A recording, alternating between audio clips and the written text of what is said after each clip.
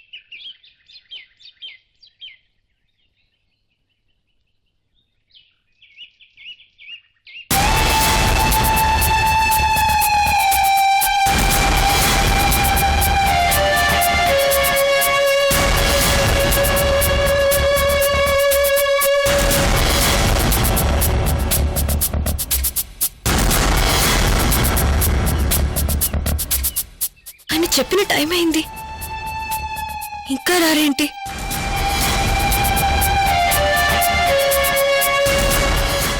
ఒకవేళ రారా?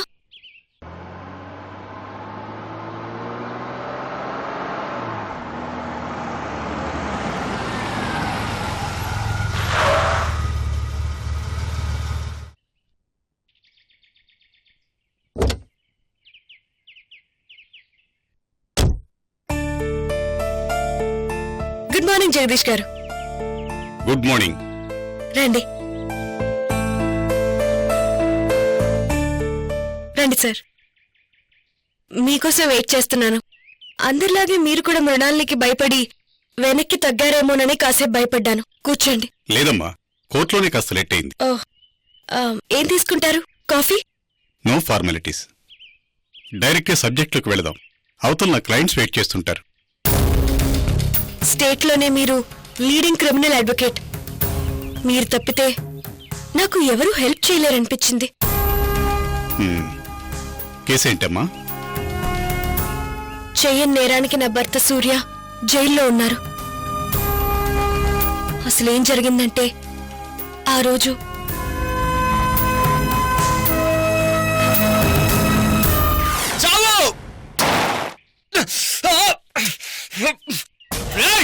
ఇప్పుడు చేసిన భార్య తన గురించి నీ నోట్లోంచి ఒక్క మాట సరిగా వచ్చినా నీ నోట్లో షూట్ చేస్తాను.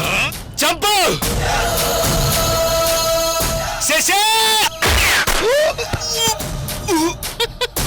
తెలుసు, నాకు తెలుసు.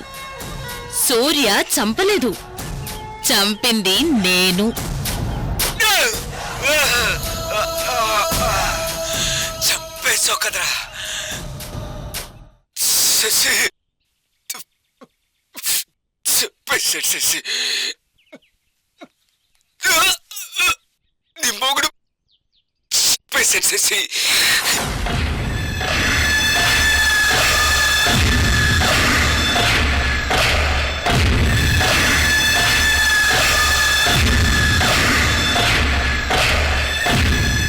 సూర్యుని నిర్దోషిగా నిరూపించటమే కాదు, ఆ మృణాలికి శిక్ష పడేలా చేయాలి.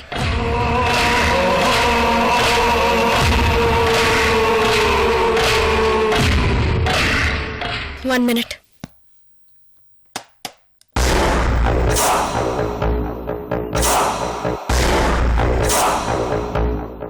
తీసుకోండి. ఇది అడ్వాన్స్ మాత్రమే. అడిగినంత ఫీజు ఇస్తాను, కానీ అనుకున్నది జరగాలి. వస్తానమ్మా, మీరు వేరే అడ్వకేట్ని ఎవరినన్నా చూసుకోండి. ఎక్స్క్యూజ్ మీ, ఎందుకలా? మీకు మృణాలిని అంటే భయమా? మృణాలినికి వ్యతిరేకంగా కేసు వాదించలేరా? అంత పిరికి వాళ్ళు ఎందుకు ప్రాక్టీస్ చేస్తున్నారు? చేత కానప్పుడు ఎందుకు ఇక్కడి దాకా వచ్చారు? చూడమ్మా, నాకు చేత కాదని నేను చెప్పలేదే. మరి ఇంకో అడ్వకేట్ ని చూసుకోండి అని చెప్తే దాని అర్థం ఏంటి? చేత కాదని కాదా? కాదు. మరెందుకు వెళ్ళిపోతున్నారు? ఈ కేస్ డబ్బు తీసుకుని వాదించటం నాకు చేత కదనే వెళ్ళిపోతున్నాను. నాకు అర్థం కావటం లేదు. మృణాలిని దేవి నీకెంత శత్రువో నాకు అంతే శత్రువు. అవునమ్మా, ఒక కేసు విషయంలో నా పట్ల చాలా హార్ష్గా ప్రవర్తించింది. ఇలాగే ఒక కేసు ఆవిడికి వ్యతిరేకంగా వాదించి దాదాపు గెలిచే స్టేజికి తీసుకొచ్చాను. నా ఇంటి మీదకు రౌడీలను పంపించి నా భార్యని కూతుర్ని చంపించింది. నా కళ్ళ ముందే వాళ్ళు రక్తం ముడుగులో కిలగిలా కొట్టుకుంటూ చచ్చిపోయారు.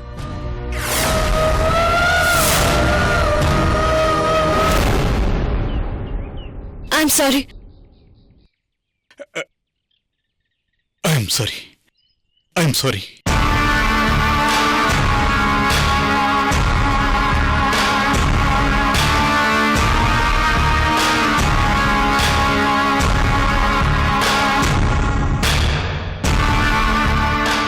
మరి మీరేం చేశారు? మృణాలిని వదిలేశారా? అంత ఈజీగా మృణాల్ని చట్టానికి దొరుకుతుందా? So sad. లీడింగ్ లాయర్ మీరు కూడా ఏమీ చేయలేకపోయారా? ఎదురు చూస్తున్నారు. మృణాలినికి వ్యతిరేకంగా కేసు టేకప్ చేసే ఛాన్స్ మళ్ళీ ఎప్పుడు దొరుకుతుందా అని ఆరాటంగా ఎదురు చూస్తున్నాను. మృణాలిని మీద కోర్టుకెక్కే దమ్ము ఎవరికీ లేకపోవడంతో నా ఆరాటం నిరాశగానే మిగిలిపోయింది. మరిప్పుడు అవకాశం దొరికితే ఎందుకు వదులుకుంటున్నారు? ఎందుకు పారిపోవాలనుకుంటున్నారు? డబ్బు తీసుకుని మృణాలిని మీద కేసు టేకప్ చేయను. కేవలం నా పగ తీర్చుకోవడానికే కేసు టేకప్ చేయాలనుకుంటున్నాను. అందుకిష్టమైతేనే చెప్పు.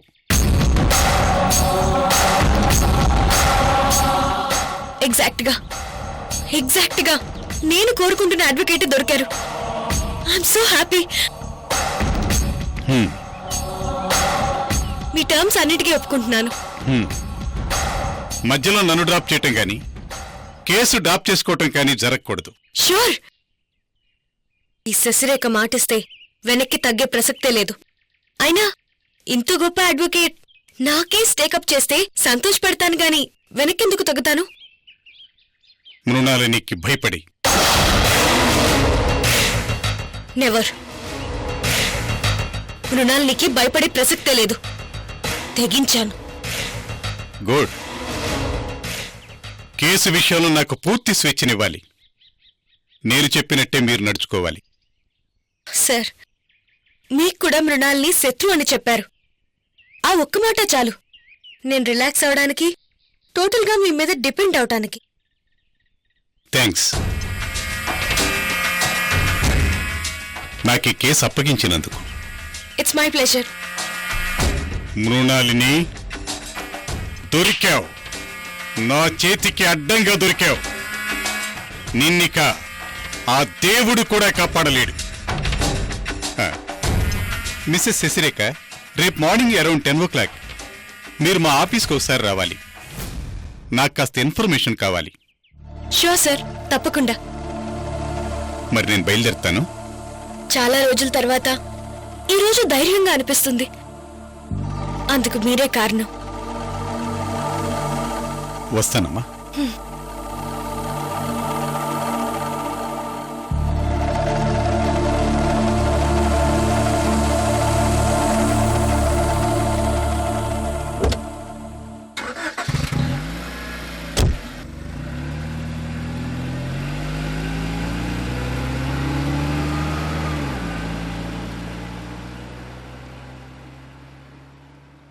ఎస్, ఇన్నాళ్టికి ఒక అడ్వకేట్ దొరికారు. మృణాలిని, నిన్నింక ఎవ్వరూ కాపాడలేరు.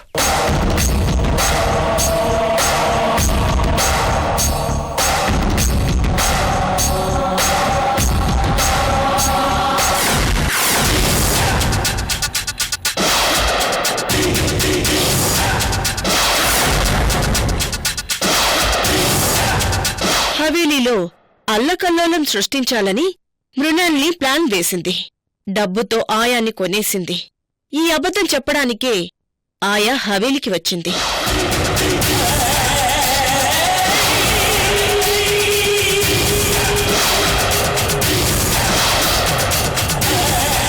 మన మధ్య ఏదో రకంగా చిచ్చు పెట్టడానికి ఇలా ట్రై చేస్తూనే ఉంటుంది.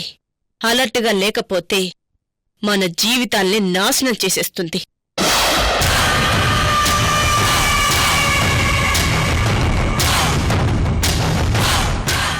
రాజేశ్వరి, ఎంత తెలివిగా ఒక నిజాన్ని అబద్ధం చేశావు. సునామీలో కొట్టుకుపోతావనుకుంటే నన్నే ముంచేశావు. నా స్టైల్లోనే డ్రామా ఆడి నా కళ్ళలోనే పొడిచావు. ఎంత ఇంటెలిజెంట్గా దెబ్బ కొడతావని నేనస్సలు ఎక్స్పెక్ట్ చేయలేదు. రేయ్, వదిలిపెట్టను, వదిలిపెట్టనే డూప్లికేట్ రాజేశ్వరి. బురద పావువి. నీకే ఇంత పొగరుంటే తాచుపావుని నేనింకెంత కసితో ఉండాలి. పగతో రగిలిపోతున్నాను. పడగ విప్పి ఎదురు చూస్తున్నాను. కాటేసే అవకాశం అందిపుచ్చుకోవాలని చూస్తున్నాను. రూపన్ని నా నుండి సేవ్ చేసుకున్నాను అని చంకలు గుద్దుకుని సంబరాలు చేసుకుంటున్నావేమో. ఆ ముచ్చట, ఆ మురిపం మూన్నాళ్లే. నా పడగ నీడ ఆ శశిరేఖ మీద పడింది. విషం చెమ్మబోతున్నాను, ఏడిపించబోతున్నాను.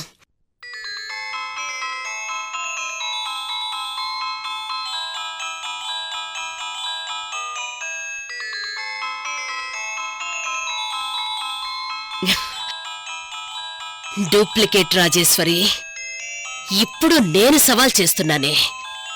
శశిరేఖని నువ్వు ఎలా రక్షించుకుంటావో చూస్తాను.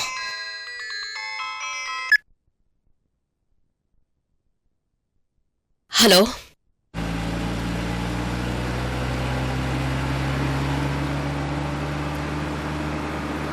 నమస్తే మేడం.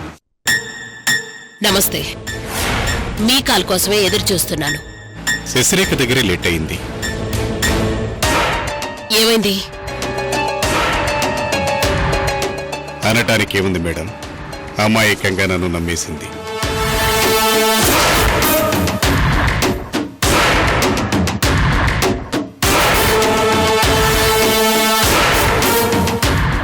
గుడ్. సూర్య కేసు నాకే అప్పచెప్పింది. వెంటనే సూర్య రిలీజ్ అయ్యేలా చూడమని రిక్వెస్ట్ చేసింది. ఏం చెప్పారు? కేసు నా చేతిలో పెట్టావు కదమ్మా, నిశ్చింతగా నిద్రపోమన్నాను. ఓ, ఏం చేయబోతున్నారు? సూర్యని బయటికి తీసుకొస్తున్నారా? తీసుకురాబోతున్నాను. వాట్? కానీ సూర్యను కాదు, సూర్య ప్రాణాలని. మామూలుగా అయితే యావజ్జీవ కారాగార శిక్ష పడేదేమో. ఇప్పుడు ఉరి శిక్ష పడాలి. కొంచెం కూడా తేడా రాకూడదు. స్టేట్లోనే లీడింగ్ క్రిమినల్ లాయర్ని. ఆ విషయం నేను చూసుకుంటాను మేడం. స్టేట్లోనే లీడింగ్ క్రిమినల్ని. తేడా వస్తే ఎంతకైనా తెగిస్తాను. శశిరేఖని చీట్ చేసినట్టు నన్ను చీట్ చేస్తే మీరు నాకు ఉరి శిక్ష వేస్తారు. తెలుసు కదా. ఎందుకు తెలియదు మేడం, మీ ఉప్పు తిని బ్రతుకుతున్నవాణ్ణి మీకెలా ద్రోహం చేస్తాను? నా నీడని కూడా నేను నమ్మను. నా జాగ్రత్తలో నేనుంటాను. మేడం, శశిరేఖని అడ్డం పెట్టుకుని మీరు ఏసీపీ ప్రతాప్కి దగ్గరవ్వాలి. అతని ఈ కేసుని చాలా సీరియస్గా ఎంక్వైరీ చేస్తున్నాడు. నాకు వ్యతిరేకంగా సాక్ష్యాలు సేకరిస్తున్నాడు. అతను ఏం చేస్తున్నది ఎప్పటికప్పుడు మీరు తెలుసుకుని నాకు చెప్పాలి. అలాగే మేడం. ఇది నా పరువుకి సంబంధించిన కేసు కాదు, నా ప్రాణాలకి సంబంధించిన కేసు. అది గుర్తుంచుకోండి. మీ ప్రాణాలకు ఆ సూర్య ప్రాణాలు అడ్డు వేస్తాను. మీ మీద ఈగ కూడా వాళ్ళనివ్వను.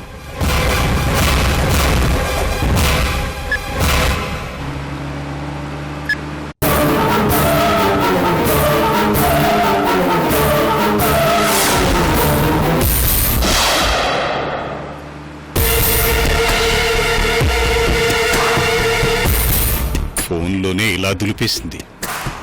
ఎదురుగుండా ఉండుంటే తినేసేదేమో. సూరి కేసు ఒళ్ళు దగ్గర పెట్టుకొని డీల్ చేయాలి. నా ప్రాణం మీదకొచ్చేలా ఉంది.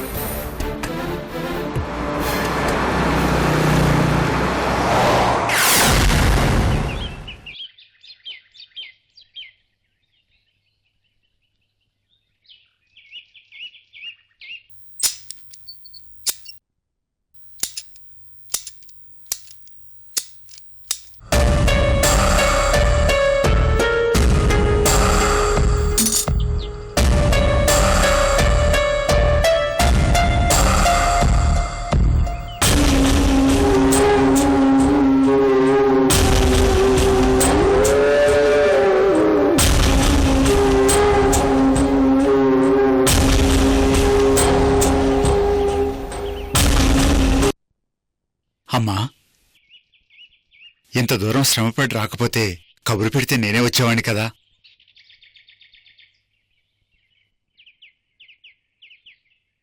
నాకు హవేలీలో ఉండాలనిపించడం లేదు మంగరాజ్ గారు. అమ్మా, సీరియస్గానే చెప్తున్నాను. నాకు మళ్ళీ పారిపోవాలనిపిస్తోంది. ఎక్కడికి పారిపోతారు? ఏమో తెలీదు. ఎంత దూరం పారిపోతారు? తెలీదు. ఎంతకాలం ఇలా పారిపోతారు? ఏమో అవన్నీ నేను ఆలోచించలేదు. నేను ఆలోచించాలి. ఆ బాధ్యత నాదమ్మా. మంగరాజ్ గారు, తట్టుకోలేని డిప్రెషన్ ఎదురైనప్పుడు ఆ నిరాశలో చచ్చిపోవాలి అనిపిస్తుంది. కొంచెంసేపు ఆ ఆలోచనని కంట్రోల్ చేసుకుంటే ఆ తర్వాత మనకే అనిపిస్తుంది ఎందుకింత పిచ్చిగా ఆలోచించామా అని.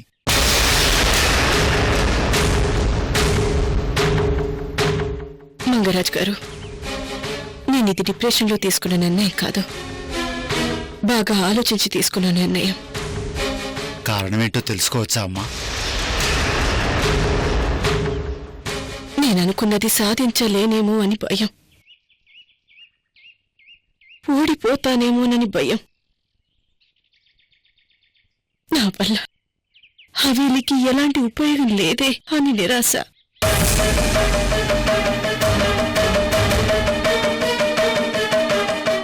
అంతేనా? ఇంకేమైనా కారణాలున్నాయా?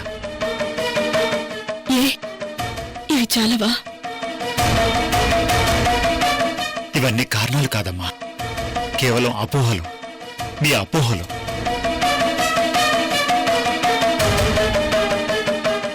కరెక్ట్ గా చెప్పారు మంగరాజు గారు.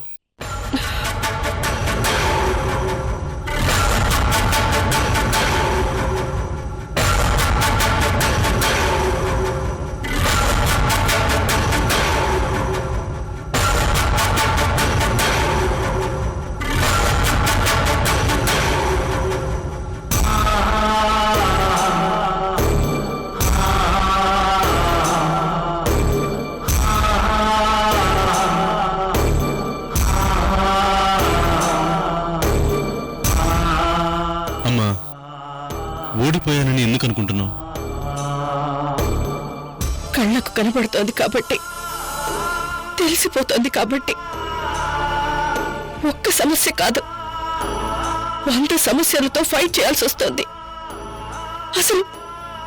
అసలు హవేలీలో నా పొజిషన్ ఏంటో నాకు అర్థం కావడం లేదు. అదేంటమ్మా అలా అంటున్నారు? ప్రతిరోజు ఒక పరీక్ష. నేనే రాజేశ్వరి దేవినా అని అనుమానపు చూపులు, అగ్ని పరీక్షలు. రాజావారిని నమ్మించుకోలేని పరిస్థితి. అది నా దుస్థితి.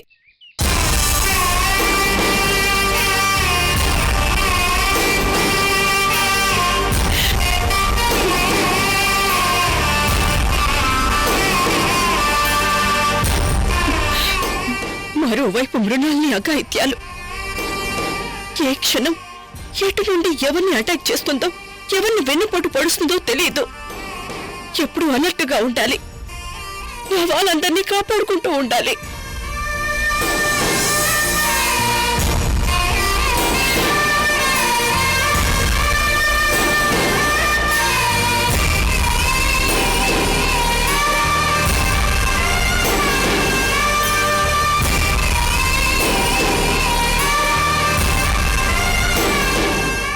ఇంకా నీకు తెలియందేముంది ప్రతాప్, మంచికి పోతే చెడెదురైనట్లు హ్యాపీగా ఉంటారనుకొని శశిరేఖ సూర్యుల పెళ్లి చేస్తే అది రివర్స్ లో పాపంగా మారి మెడకు చుట్టుకుంది. తూసిలా శశిరేఖ ముందు తలదించుకునే పరిస్థితి. శశిరేఖకి నన్ను దూరం చేసింది. నా వాళ్లతో యుద్ధం చేయటం నా వల్ల కాదు వదే మహాప్రభో అంటూ అర్జునుడు చేతులెత్తేస్తేనే భగవద్గీత పుట్టుకొచ్చింది.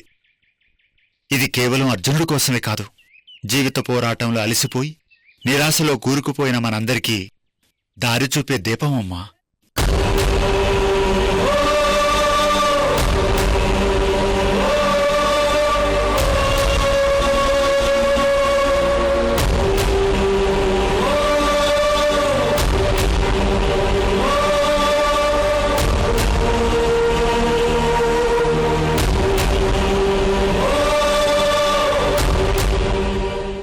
ముందు నీ డౌట్ ఏంటో చెప్పు రూపా. ఏం లేదు డాక్టర్, డిఎన్ఏ టెస్ట్ చేయాలి. డిఎన్ఏ టెస్టా? ఎవరికి? నాకు, నా బాబుకి.